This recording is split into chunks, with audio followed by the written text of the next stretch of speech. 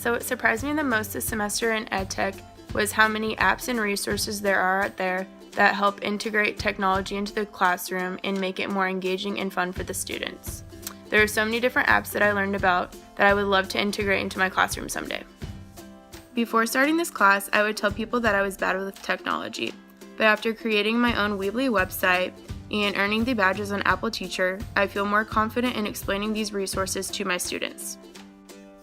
So when I look back on all the assignments that we had each week, I would say that my favorite one was when we learned about the personal learning networks.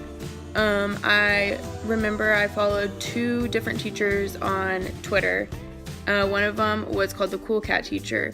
She had this blog and she discusses different lesson plans and ideas for integrating technology. You can click on grade level, so I would click on kindergarten, and it would give you different lesson plans and ideas for that grade depending on what you wanted to teach, which I thought was really helpful. And I'm also surprised with how many different teachers have Instagram and share all their ideas and what went well, what didn't go well. I think it's so important for teachers to share their thoughts and ideas with other teachers. I definitely could see myself creating a blog or an Instagram for my classroom where I share my ideas so that others could potentially use these. I think it's fun for teachers to get to know each other and kind of get a feel for how their classroom works and how their students are.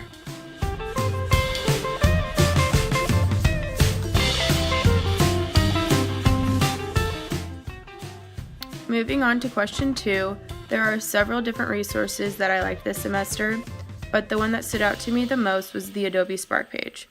This is something that could be used in place of a PowerPoint presentation. I think it's more fun and engaging for students versus a PowerPoint presentation because you can add pictures, you can add music, videos, it's colorful. Overall, I just think it's an awesome different tool that you could use instead of a PowerPoint presentation, especially in elementary school for the younger students.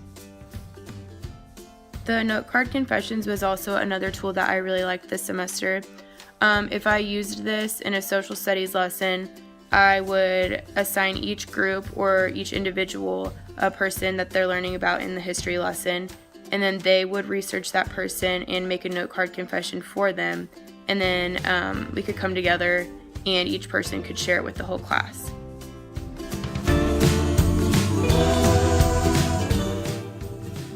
I'm a huge fan of the Edpuzzle app.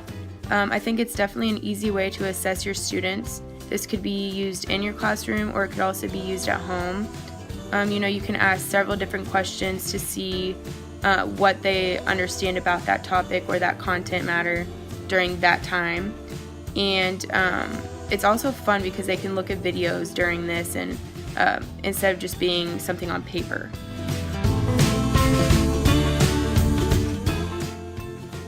I thought the iMovie app was definitely something easy to use.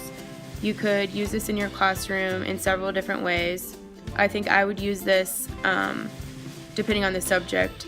For groups, I would have each one a certain topic, and they would be in charge of creating a trailer for their class.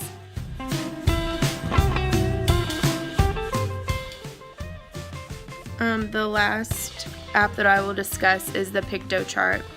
This was an app that I used for the infographic and the poster that we created in the beginning of the semester. I liked this one in particular because I thought it was really self-explanatory. It gave you the templates for you. You could add shapes in any design that you wanted. This would be easy for your students to use. If you gave them a topic that they needed to create a poster for, or even better, an infographic, I think they could easily figure it out and you could explain this to your students. Overall, I think that EdTech helped me get better ideas for how I'm going to integrate technology into my classroom, and I can't wait to use these resources someday now that I understand how to use them.